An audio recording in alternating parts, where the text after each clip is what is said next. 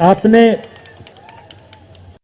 इतना समर्थन इस यात्रा को दिया, इतनी मदद की,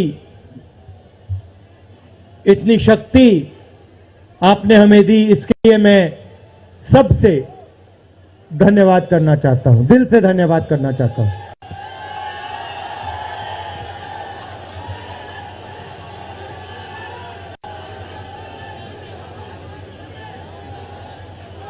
इस यात्रा का लक्ष्य भारत को जोड़ने का है।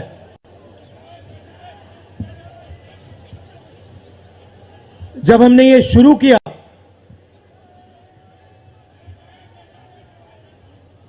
कन्याकुमारी में यात्रा शुरू की, तो मैं सोच रहा था कि नफरत को मिटाने की जरूरत है, और मेरे दिमाग में था कि इस देश में सब जगह नफरत फैली हुई है। मगर जब मैंने चलना शुरू किया तो सच्चाई बिल्कुल अलग थी। मैंने मीडिया के बारे में कहा, शुरुआत में कहा कि हमारे दोस्त हैं,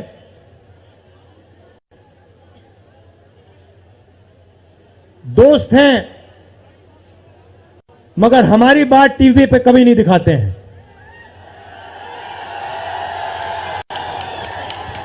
और वो तो तब भी ठीक है, वो ठीक है, हमारी बात नहीं उठाएं तो ठीक है, कोई प्रॉब्लम नहीं है। मगर ये एक और काम करते हैं, इनकी गलती नहीं है। देखिए, ये जो यहां खड़े हैं, इनसे गुस्सा मत होइए, इनकी गलती नहीं है। देखिए, मुस्कुरा रहे हैं, ये जानते, लगाम लगी हुई है, पीछे से लगाम लगी हुई है। मगर इनके जो चैनल हैं, ये भी नफरत फैलाने का काम करते हैं। 24 घंटा हिंदू मुस्लिम, हिंदू मुस्लिम, हिंदू मुस्लिम, हिंदू मुस्लिम, हिंदू मुस्लिम। ये सच्चाई नहीं है भाइयों और बहनों। मैं चला हूं कन्याकुमारी से यहां तक, ये सच्चाई नहीं है। ये मीडिया में चलाया जाता है, फैलाया जाता है। ये देश एक है।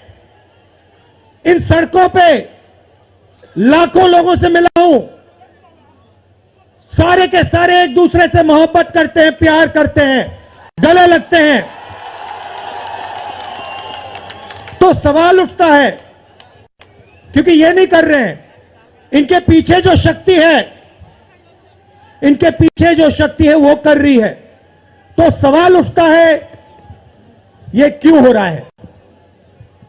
जब सच्चाई ये है कि देश का आम नागरिक, चाहे हिंदू हो, मुस्लिम हो, सिख हो, ईसाई हो, किसी भी जात का हो, वो एक दूसरे से प्यार करता है, मोहब्बत करता है, एक दूसरे की इज्जत करता है। 90% लोग इस देश के एक दूसरे से प्यार करते हैं, मोहब्बत करते हैं, इज्जत करते हैं। देखिए मेरे सामने, ये देखिए, घूम के देखिए, ये जैन मंदिर है, गुरुद्वारा है, मंदिर है, मस्जिद है। ये है हिंदुस्तान। ये सच्चाई है हिंदुस्तान की, और ये नई बात नहीं है, ये हजारों साल से इस देश की सच्चाई है। प्यार से ये देश मिलकर एक साथ रहा है। तो सवाल उठता है, ये जो मीडिया के लोग हैं, ये नहीं, जो इनके पीछे हैं, ये नफरत क्यों फैलाना चाहते हैं? आपने कभी पूछा अपने आप से कि मीडिया 24 घंटा कभी मोहब्बत की बात नहीं करेंगे? कभी आपने देखी है? कभी टीवी पे देखा कि देखो एक हिंदुस्तानी दूसरे हिंदुस्तानी से गले लग गया? कभी देखा? नहीं, कभी नहीं दिखेगा। सही बात है ना? सही बात। कभी नहीं दिखेगा, इसका कारण है भाइयों और बहनों, मैं आपसे पूछना चाहता हूं, आप में से किसी का कभी जेब काटा गया है?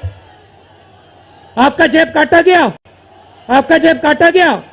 तो जब जेब काटा जाता है, आपका काटा गया ना, तो जब कोई आपका जेब काटता है तो वो क्या करता है? सबसे पहले उसे क्या करना पड़ता है? नहीं नहीं नहीं, ब्लेड तो बाद में आता है, मगर पहले क्या करता है?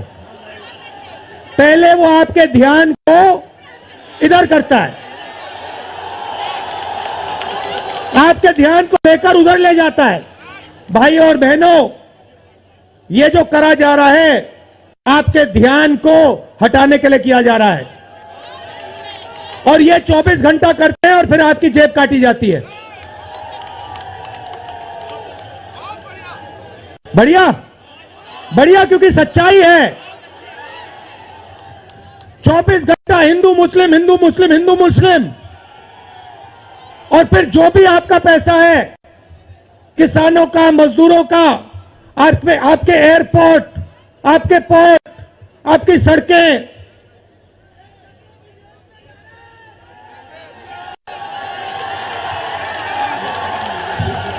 सीधा किसके जेब में? इनके मालिक के जेब में।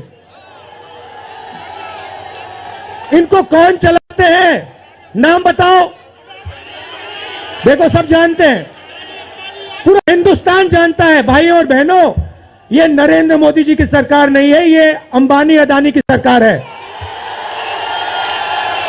ये सच्चाई है, और ये पूरा पूरा लक्ष्य इनका आपके ध्यान को इधर से उधर, उधर से इधर करने का है।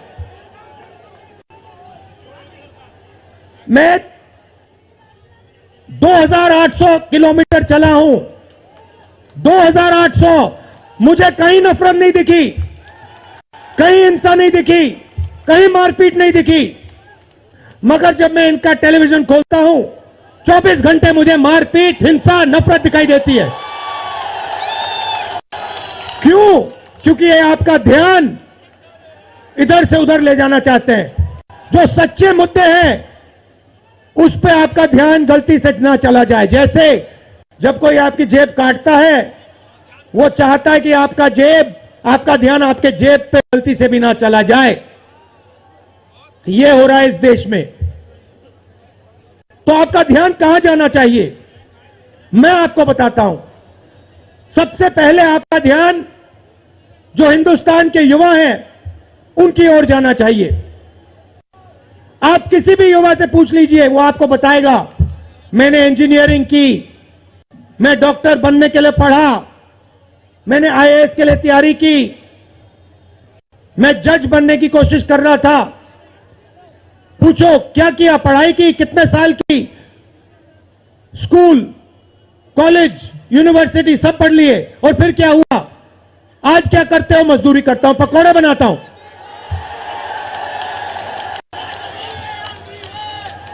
बेरोजगारी क्यों आई? मैं आपको बताता हूं। और जो हमारे छोटे व्यापारी हैं, जो स्मॉल और मीडियम बिजनेस चलाते हैं, आप अच्छी तरह सुनिए,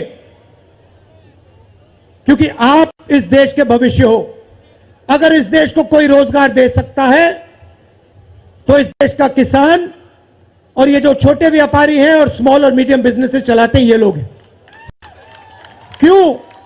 क्योंकि ये लाखों हैं, ये लाखों में हैं, और कोई 100 लोगों को रोजगार देता है, कोई 500 को देता है, कोई 1000 को देता है, कोई 25 को देता है, कोई 33 को देता है, और ये लोग देश को रोजगार देते हैं। अब इनकी बात करते हैं। ये 24 घंटे लगे रहते हैं, बैंक के दरवाजे इनके लिए बंद होते हैं।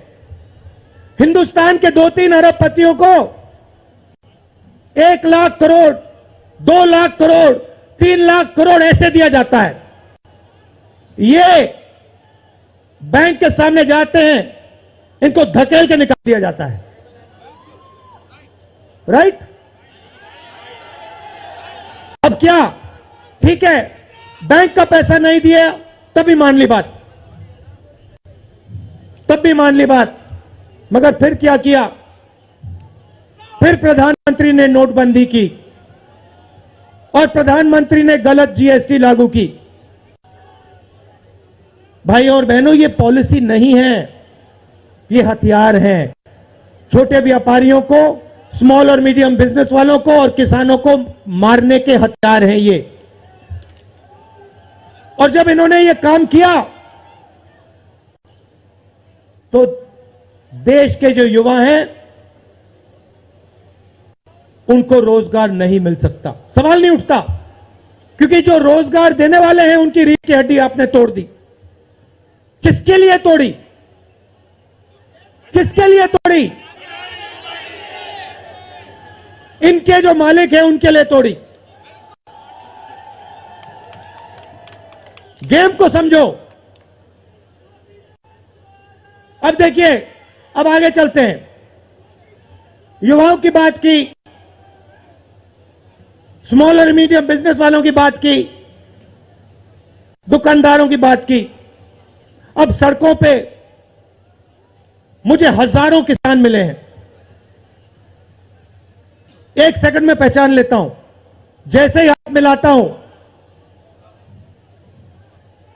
समझ आ जाता है ये मजदूर है या ये किसान है। हाथ से पता लग जाता है, छिले हुए हाथ होते हैं। अच्छा, एक और सवाल है जो मैं सोच रहा हूं।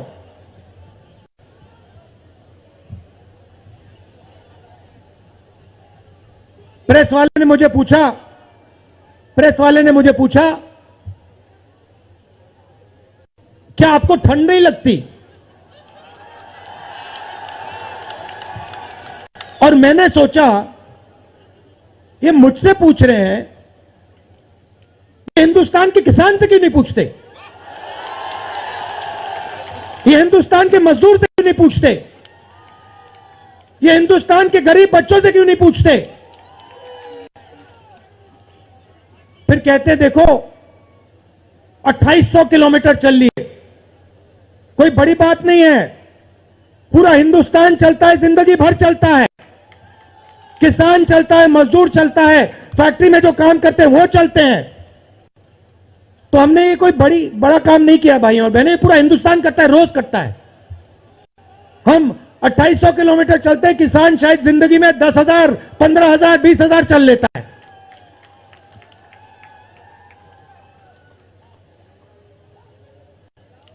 तो मैं चाहता हूं कि ध्यान सही जगह जाए।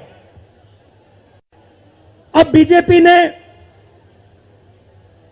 धर्म की बात उठाई है, हिंदू धर्म की बात करते हैं। मैं आपसे पूछना चाहता हूं, हिंदू धर्म में कहां लिखा है कि गरीबों को, कमजोर लोगों को कुचलना चाहिए? कहां लिखा है? कहां लिखा है कि कमजोर लोगों को मारना चाहिए? कहां लिखा है मुझे बताओ। मैंने तो कहीं नहीं पढ़ा। मैंने गीता पढ़ी है, उपनिषद पढ़े हैं, कहीं नहीं पढ़ा मैंने।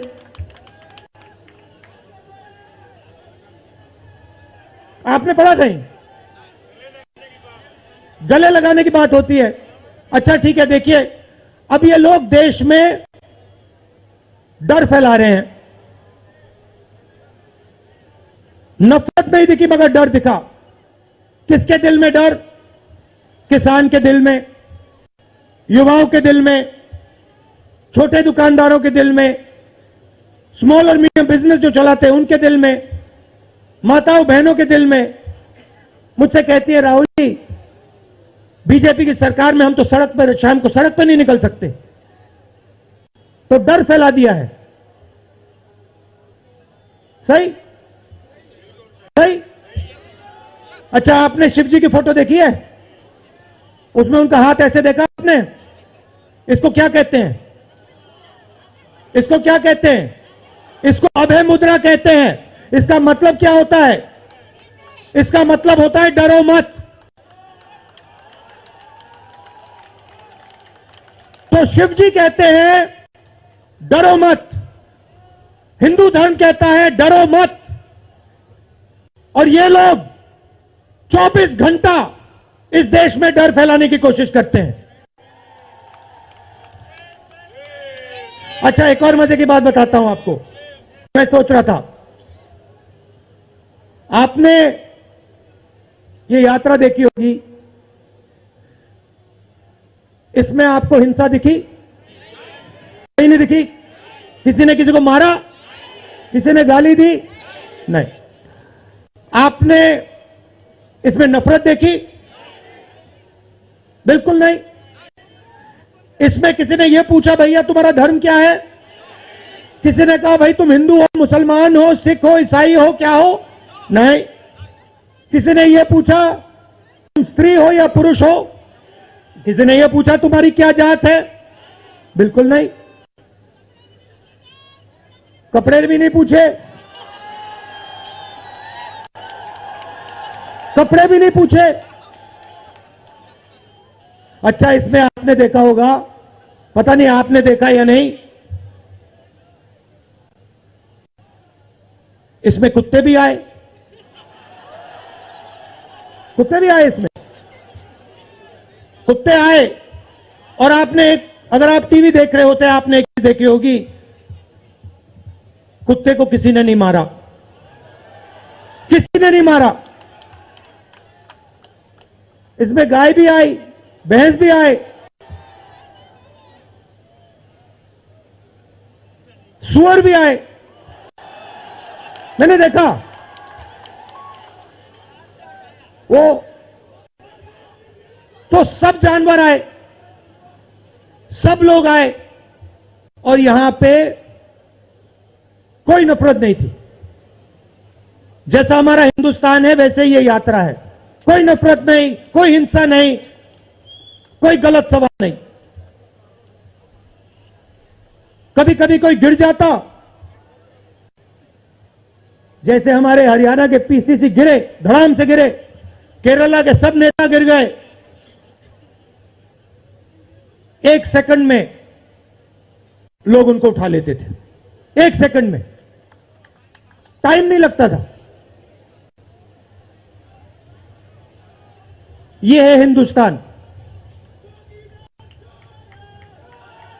नहीं, देखिए, मैं आपको एक बात बताता हूं, सच्चाई समझनी होगी।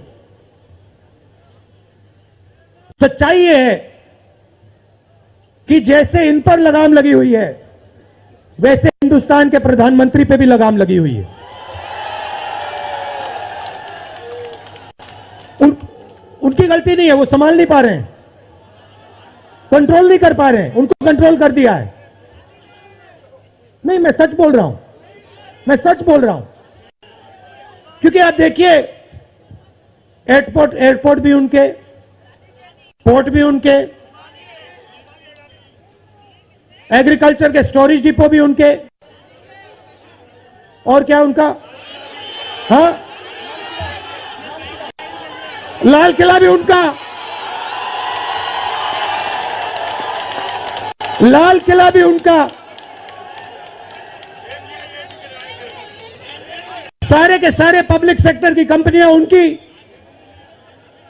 और क्या उनका, रेलवेज उनकी।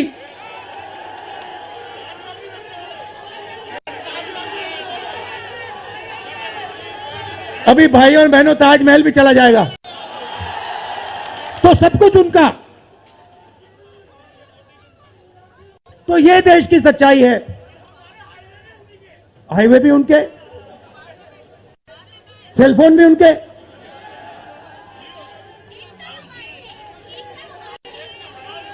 मगर सच्चाई हमारी। आप देखिए, मैं आपको बताता हूं, आपको मैं बताता हूं, अपनी कहानी बताता हूं। जब मैं राजनीति में आया, 2004 में आया, हमारी सरकार थी, चुनाव जीते थे, और ये प्रेस वाले 24 घंटा मेरी प्रशंसा करते थे। 24 घंटा, 24 घंटा राहुल गांधी, राहुल गांधी, राहुल गांधी, राहुल गांधी। फिर मैंने क्या किया, मैं चला गया भट्टा परसोल। नहीं सुनो, आपको समझना है ये है क्या। मैं भट्टा परसोल गया और मैंने किसानों का जो जमीन का मामला है उसको छेड़ दिया। और भाई और बहनों, जैसे ही मैंने किसानों का जमीन का मामला छेड़ा वैसे ही ये मेरे पीछे पड़ गए। उसके बाद जमीन अधिकरण बिल, भट्टा परसोल के बाद जमीन अधिकरण बिल लाया, कांग्रेस की सरकार लाई। उसके बाद तो पूरा फुल टाइम 24 घंटा मेरे पीछे पड़ गए। प्रधानमंत्री जी ने, बीजेपी ने, मैं आपको सच्चाई के बारे में बताना चाह रहा हूं, प्रधानमंत्री ने, बीजेपी ने हजारों करोड़ रुपए लगा दिए मेरी छवि को खराब करने में। हजारों करोड़ रुपए। और आपने देखा होगा मैंने एक शब्द नहीं बोला, बिल्कुल चुप, बिल्कुल चुप। मैंने एक शब्द नहीं बोला। मैंने ये नहीं बोला भैया ये गलत बोल रहे हैं, ये ठीक नहीं है ना, मैं बिल्कुल चुप, चुप। क्योंकि मैंने कहा चलो देखता हूं कितना दम है, और लगाया। पूरी की पूरी मीडिया लग गई, व्हाट्सएप पे लगाया, फेसबुक पे लगाया, सब जगह 24 घंटा राहुल गांधी के बारे में। कुछ नहीं बोला मैंने, पूरे देश में फैला दिया। और फिर एक महीने मैंने आपको सच्चाई दिखा दी और पूरा पूरा खत्म। देखो सच्चाई कैसे काम करती है। सच्चाई को छुपाया नहीं जा सकता है, कहीं ना कहीं से सच्चाई बाहर आ जाती है। और ये यात्रा हिंदुस्तान को जोड़ने की है। क्यों? क्योंकि इस नफरत से, इस डर से हमारे प्यारे देश को नुकसान हो रहा है।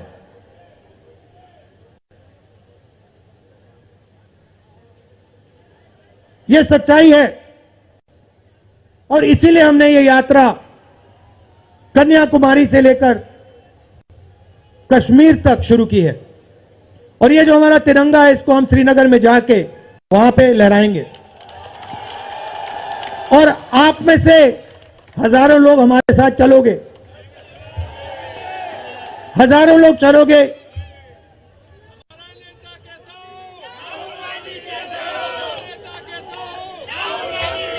तो भाई और बहनों देखिए, सच्चा मुकाबला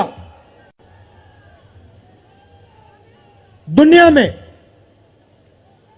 सच्चा मुकाबला चाइना और हिंदुस्तान के बीच में है। ठीक है, चाइना ने 2000 स्क्वायर किलोमीटर हमारी जमीन ले ली है। प्रधानमंत्री जी कहते हैं कि हमारे बॉर्डर के अंदर कोई नहीं आया। तो भैया प्रधानमंत्री जी अगर कोई नहीं आया तो हमारी सेना उनकी सेना के साथ 21 बार क्यों बात कर रही है? और हमारे जो सेना के लोग हैं, हमारे डिफेंस फोर्सेस के लोग हैं, वो क्यों कह रहे हैं कि चाइना ने हमारी जमीन ले ली है? मगर देखिए, कंपटीशन आर्थिक है, मुकाबला आर्थिक है। ये आपके जो सेलफोन है, ये आपके जो शर्ट है, जूते हैं, इसके पीछे आप देखिए, प्रेस वालों के जो कैमरा है इसके पीछे देखिए, उसके पीछे आपको लिखा दिखेगा मेड इन चाइना।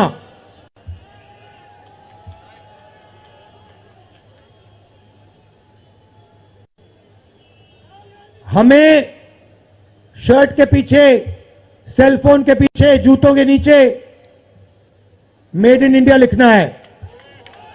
और एक ऐसा दिन आना चाहिए जब शंघाई में कोई युवा नए जूते खरीदे, उसके नीचे देखे made in new Delhi India. ये हिंदुस्तान चाहिए, इसी से हमारे युवाओं को रोजगार मिलेगा। तो ये करना ही पड़ेगा, चॉइस नहीं है। और ये हम करके दिखा देंगे। ये देश कर सकता है, करके दिखा सकता है। आप सबने इतना प्यार दिया,